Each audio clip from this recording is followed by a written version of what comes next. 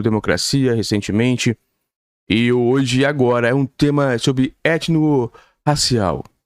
O dilema dos pardos, maior grupo étnico-racial do Brasil segundo o censo. Muito se fala, claro, dos negros, das minorias, também dos extremistas brancos, supremacia. Isso pode ser que caia sim, étnico-racial, mas ninguém falou dos pardos, que é o maior grupo. Isso é uma reportagem da BBC. E é a reportagem que mais tem acessos nessa primeira semana de fevereiro. Então, sabendo que a Sesgran Rio adora esse tipo de conteúdo da BBC, é grande chance de ter uma questão, se não ter a questão da subjetiva, da prova redação. Para você também saber, caindo tema racial, alguma coisa desse jeito, com o conteúdo que a gente tem aqui, são mais de 300 vídeos eu tenho. Comecei lá no ano passado a perseguir e estudando como seria o concurso, escrevi alguns livros para ajudar, alguns manuais leves para ajudar você a estudar. Claro, o português, a matemática, essa coisa um pouco mais específica, você precisa procurar um cursinho bom, por aí tem vários. Eu gosto de falar das questões do Brasil, das questões que envolvem racial, que envolvem a questão econômica, são as questões que vão cair demais. Vai ser uma prova muito de humanas, muito focado no que o brasileiro precisa, o que é a excelência do concurso público, do emprego público, aquelas coisas todas. E a gente, com certeza, eu garanto que quem nos segue vai fazer o mínimo das questões e vai arrebentar na redação, fazendo com que passe, fazendo com que seja aprovado e logo depois, logo será chamado e efetivado. Tenho certeza. Entre na Amazon e veja os nossos livros, são bem legais. Como fazer a redação, como o Vadmecum, a Constituição Federal que você tem que ler. Se não consegue ler, nós temos aqui, eu fiz ela em áudio, as partes principais, enfim. E também espero o seu like. Vamos lá. O Dilemas dos Pardos, maior grupo étnico-racial do Brasil, segundo o censo 2022. Então é dado, não é achismo. Vamos então entender o que ela está dizendo. O maior grupo étnico-racial do Brasil, respondendo a 45,3% da população, os brasileiros que se declaram pardos se veem no meio de uma batalha política. De um lado, o movimento negro prega uma aliança entre os pretos e pardos para eleger candidatos à esquerda comprometidos com o combate ao racismo. Do outro, grupos conservadores que ganharam força sob a presidência de Jair Bolsonaro exaltam a identidade parda e acusam a esquerda de estimular divisões raciais no Brasil. Como brasileiros de famílias multirraciais se posicionam nesse embate? A reportagem abaixo se baseia em um episódio do podcast Brasil Partido, da BBC News Brasil. Olha que legal, esse podcast é muito bom, eu aconselho, apesar que a gente já passou eles em visualizações há muito tempo. Graças a vocês que nos ajudam bastante. Obrigado. Quem são os pardos? Segundo o último censo do IBGE, Instituto Brasileiro de Geografia e Estatística, de 2022, os pardos somam 92,1 milhões de brasileiros. E eles respondem 45,3% da população brasileira, à frente dos brancos, 43,5%, dos pretos, 10,2%, indígenas, 0,8% e amarelos, 0,4%. Mas quem são os pardos, de fato? Abre aspas. O movimento negro instituiu que negro é igual a somatória de preto mais pardo. A minha geração fez uma engenharia política e nós dissemos, tudo que estiver dito aí é pardo e preto, para nós é negro, disse a filósofa Sueli Carneiro em junho de 2022 ao podcast Mano a Mano do rapper Mano Brown. Carneiro é uma das mais destacadas ativistas do movimento negro brasileiro. A definição citada pela ativista embasa o discurso de que os negros são maioria no Brasil, já que são pretos e pardos somados, que respondem a 55% da população.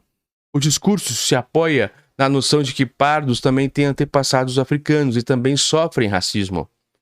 Essa visão ganhou um reconhecimento oficial em 2010, durante o governo Luiz Inácio Lula da Silva, quando o Congresso aprovou uma lei que criou o Estatuto da Igualdade Racial. O Estatuto definiu a população negra como um conjunto de pessoas que se autodeclaram pretas e pardas. Olha o dado, que bonito. Então é isso. O Estatuto da Igualdade Racial diz que o conjunto de pessoas que se autodeclaram pretas e pardas são as negras. Será que isso está certo?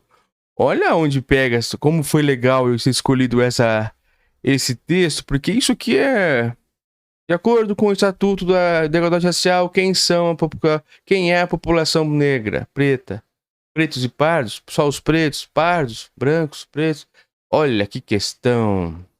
Ou como você define essa situação de que no Estatuto diz que pretos e pardos são o mesmo conjunto de pessoas que se autodeclaram? Qual a sua visão sobre isso? Olha a questão. Perfeita seria também, hein? Um baita de debate dá para fazer. Mas nem todos os pardos concordaram com a definição. Olha lá. Abre aspas. Eu sou mestiço, eu não sou negro, eu sou pardo. Eu não sou negro, disse o médico e ativista Leão Alves, em junho, numa conferência organizada pelo Movimento Pardo Mestiço Brasileiro em Manaus. Fundado pelo próprio Alves, o movimento surgiu no início dos anos 2000 e passou quase 20 anos fora das principais arenas onde a raça política não se discutia no Brasil. Até a chegada de Jair Bolsonaro ao poder mudou a história do grupo. No início de 2022, pela primeira vez sua história, o movimento participou de uma reunião no Conselho Nacional de Promoção da Igualdade Racial, instância formada por entidades civis e órgãos do governo que estava na estrutura do então Ministério da Mulher, da Família e dos Direitos Humanos. O Conselho tem a atribuição de propor políticas voltadas à igualdade racial. O movimento pardo mestiço se candidatou a uma vaga no Conselho e teve a candidatura aprovada pela então ministra Damares Alves. Após a posse do presidente Luiz Inácio Lula da Silva, o grupo deixou de integrar o Conselho. Olha lá! Lula! Estado mais pardo do Brasil. Nascido em Manaus em 1966, filho de um pai porteiro e de uma mãe zeladora, Alves diz pertencer a uma família fisicamente parecida com a ampla maioria das famílias amazonenses. Naquele estado, o percentual de pardos e a população é o maior do país. E o Amazonas tem o segundo menor percentual de pretos do Brasil. Só fica atrás de Santa Catarina. Isso porque a escravidão africana não foi tão presente no Amazonas quanto em outras partes do Brasil. No Amazonas, o principal grupo escravizado foram os indígenas. Segundo Leão, pardos com aspecto de caboclo são o grupo que mais sofre preconceito racial no Amazonas por ser associado às classes mais pobres. Na definição do dicionário Aulete, caboclo é o mestiço branco com índio, ou o mulato de pele acobreada e cabelos lisos. Já os pretos, segundo Alves, são associados por muitos amazonenses às Forças Armadas, uma vez que muitos pretos nascidos em outros estados servem como militares no Amazonas. Direitos originários. Uma das principais críticas de Alves é a inclusão dos pardos na categoria negros, tem a ver com a política de terras brasileira.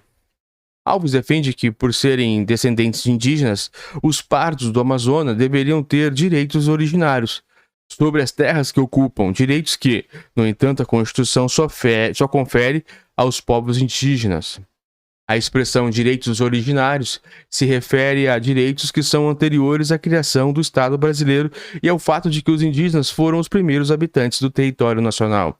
Porém, Alves afirma que, por não reconhecer a origem indígena dos pardos e por tratar como negros após o Estatuto da Igualdade Racial, o Estado brasileiro se eximiu de destinar terras ao grupo. O médico diz ainda que considera pardos como negros e estimula um conflito entre negros e brancos na sociedade brasileira, ao passo que a identidade parda ou mestiça homenageiza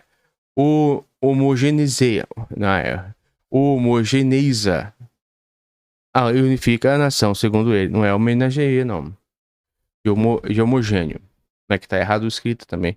Alves considera como parda qualquer pessoa que tenha alguma mistura racial. Até mesmo as pessoas que tenham pele bem clara ou bem escura. Pelo critério dele, a ampla maioria da população brasileira é parda. O movimento Pardo Mestiço apoiou a candidatura de Jair Bolsonaro à reeleição. A trajetória de Alves vai na contramão de um movimento que ganhou força nas últimas décadas. Os brasileiros que passaram a se ver como negros, ainda que tenham antepassados de raças distintas. É o caso de Yara Viana, uma educadora e musicista de 37 anos. Nascida em São Bernardo do Campo, na Grande São Paulo, Viana diz ser filha de um homem branco e de uma mulher preta de pele clara, e ter frequentado escolas particulares onde negros eram raros. E ela diz que na adolescência passou a sofrer assédio por conta da hipersexualização da mulher preta de pele clara e também episódios de racismo na escola. As pessoas falavam: cala a boca, sua preta, boneca de piche, senta lá, sua macaca. Fecha aspas. Viana conta que se defender se tornou uma adolescente cruel e passou a fazer bullying com outros colegas. Certa vez, quando a coordenadora chamou Viana para lhe dar uma bronca, a jovem diz ter questionado a direção da escola por nunca ter combatido o racismo que ela sofria. Abre aspas. Ela, a coordenadora, simplesmente olhou para mim e falou: mas você nem é negra. E esse entre lugar demais não é negra, mas você não é branca. É uma coisa que faz parte da minha vida desde então, afirma. Apesar dos questionamentos, Viana decidiu se identificar como negra. Abre aspas. O meu processo foi: eu estou sofrendo racismo. Aqui as pessoas estão falando que eu não sou preta, mas eu estou vivendo aqui. Eu estou enxergando o que está acontecendo aqui e eu vou me assumir como preta. Assim as pessoas não vão fazer isso comigo. Eu vou assumir minha afrodescendência. Para ela, a questão do pardo foi uma coisa inventada no Brasil pelos europeus para separar a gente, para tirar o poder revolucionário da população negra brasileira. Viana vota em partidos de esquerda e defende a eleição de políticos negros focados em combater o racismo. Quem é negro no Brasil? Uma pergunta. E é completo o negócio. Ao se declarar negra, no entanto, Viana passou a encarar questionamentos ao outro lado por parte dos negros que não a viam como igual. Ela conta que num encontro do movimento negro, uma mulher preta de pele retinta a criticou por morar em Perdizes, um bairro rico e majoritariamente branco de São Paulo. Ela me falou, sabe, aquela é a nossa diferença. A nossa diferença, ela falava dela e que ela só fica na cozinha da casa da gente de Perdizes e eu posso sentar na sala ou no sofá. Viana diz compreender que, por ter a pele clara, jamais sofrerá tanto racismo quanto pretos retintos. Por isso, eu não fico ofendida quando alguém questiona a minha negritude. Só que não quer dizer que, estando sentada lá naquele sofá, eu também não sofro racismo, afirma ela. Movimento antirracista. O podcast Brasil Partido abordou as trajetórias de Leão Alves e Yara Viana com o arquiteto baiano Zulu Araújo, um dos principais nomes do movimento negro brasileiro.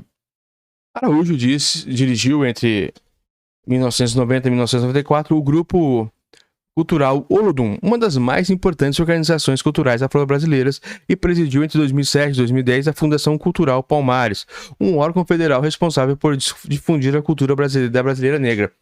Indagado sobre os episódios de que Yara Viana diz ter sido questionado sobre sua negritude por vários ativistas do movimento negro, ele afirmou, abre aspas, um dos equívocos graves de que o movimento negro tem é uma parcela de sua militância acredita no racialismo.